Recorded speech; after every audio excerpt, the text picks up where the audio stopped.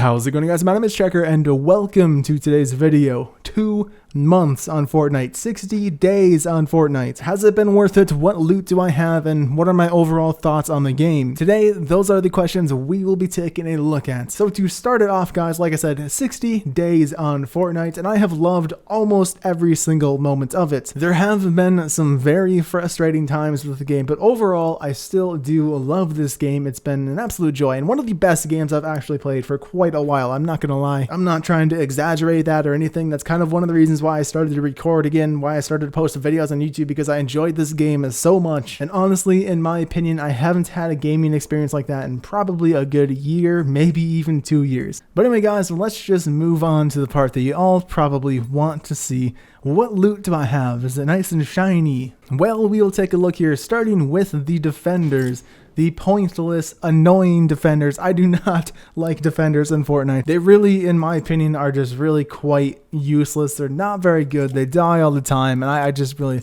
I feel like they're more of a hassle than they're worth, you know? So that's all I'm showing for defenders. I just don't like them, don't really use them. Moving on to survivors here, this is kind of another pointless one to show you. As you guys can see, I am power level 59, and I have 6 mythic lead survivors, and the rest are pretty much all legendary survivors. Actually, we can go over here to the survivor squads and get you guys a better view here, but that's pretty much what I have. I'm not going to go into great depth with those because you guys probably don't care a whole lot. To summarize, I have a lot of legendaries and mythics here, not a whole lot of epics. So that is that. Moving on to then the heroes. For the heroes though, I have some interesting ones. I have the Special Forces Jonesy, the mythic Master Grenadier Ramirez, the legendary Raider Nomad, and then the Sarah Claus, the Fragment Flurry Jess, the Power Base Kyle, the Recon Scout AC, the Recon Scout Jess, Special Forces Ramirez, Centurion Hawk, Deadly Blade Crash, have not used that ninja at all yet, Lotus Assassin Ken, Lotus Assassin Sarah, and then finally Love Ranger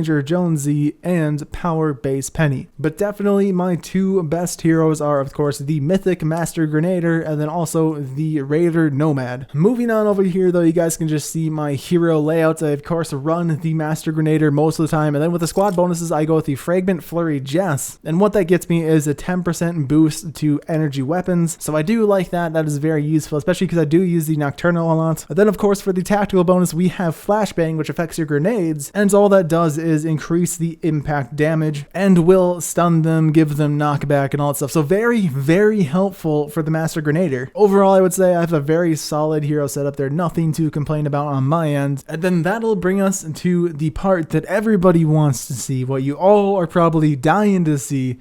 What's in my collection book?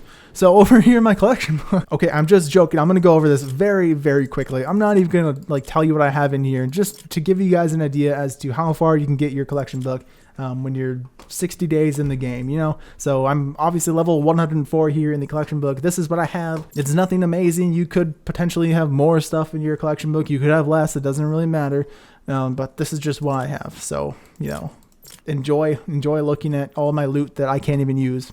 But you guys probably don't want to see my collection book. What you probably want to see is all my schematics, all my weapons, and all my traps and stuff. So let's start out with the traps. As you guys can see here, I have a fair bit of traps. None of them are leveled up to 2-star yet. I do not use traps that often, and typically when I do, it's actually in lower levels for some reason. But anyway, I do need to get around to upgrading these just because they can certainly be very useful. And I have some pretty decent ones here. Nothing too insane, but I think that they're quite adequate. And they do quite well in my opinion. So yeah, I need to upgrade them like I said. And then moving on to the melee weapons, I do not have many of these. I've gotten rid of most of my melee schematics, and actually this is a lot more than I thought I had. Oh, I must have just gotten this because I've gotten rid of that schematic multiple times. But again, nothing too crazy here. Hardly anything upgraded. The only thing upgraded is my Founder's Blazing Masmuna. How do you even pronounce that? Masamoon? It's my Founder's Blazing Ninja Sword. I'll just call it that. Fine. That's the only thing I've upgraded. Moving on to the ranged weapons, we have more disappointment. Kind of, at least. I mean, this isn't as good of stuff as I would like to have, and I have gotten rid of a lot of it. Like I said, lots of it's in the collection book. Sadly, when I was a noob and just got this game, a lot of it ended up being recycled. So yes, you can leave that dislike. I recycled plenty of legendaries early on. But that's okay, because over here I have a Tsunami, another Tsunami, a Tiny Instrument of Death, a Terminator, another Terminator, a one-shot, a Monsoon, a Jackal, the Founder's Quick Shot, the Founder's Revolt, which is a great pistol for the beginning of the game, and then the Vacuum Tube Launcher, the Pummeler, the Frostbite, the Founder's Deconstructor, and then the new shotgun, the Dragon's Might. Have not tried out this weapon yet, I certainly need to. The Haywire Storm, the Ralphie's Revenge, a great rifle again, haven't used it in quite a while. Then another tiny Instrument of Death, this one's obviously upgraded more. And then we have the Snowball Launcher from the holiday event, the Founder's Drum Roll, and then this moves on to my good guns, what I consider my good guns, my favorite guns to use. And that of course is starting out with the Bear. Look at the rolls on this weapon.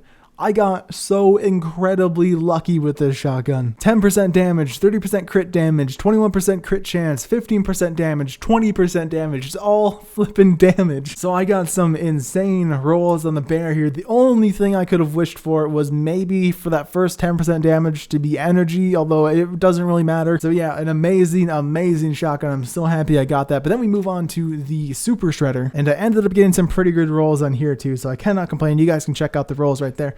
And then we have the Siege Breaker, the Room Sweeper, the Ranger, the Nocturno, of course, and the Judge, which is an amazing weapon. I'm going to be doing a review on that. And then, of course, the Hydra, the Death Ray, and to wrap things up, the Dam Buster, one of the best rocket launchers in the game. But anyway, guys, thanks for watching. Hope you guys enjoyed. I'm on a bit of a time crunch, so I need to get going. But like I said, thanks, guys, for watching. Hope you guys enjoyed, and I'll see you guys next time.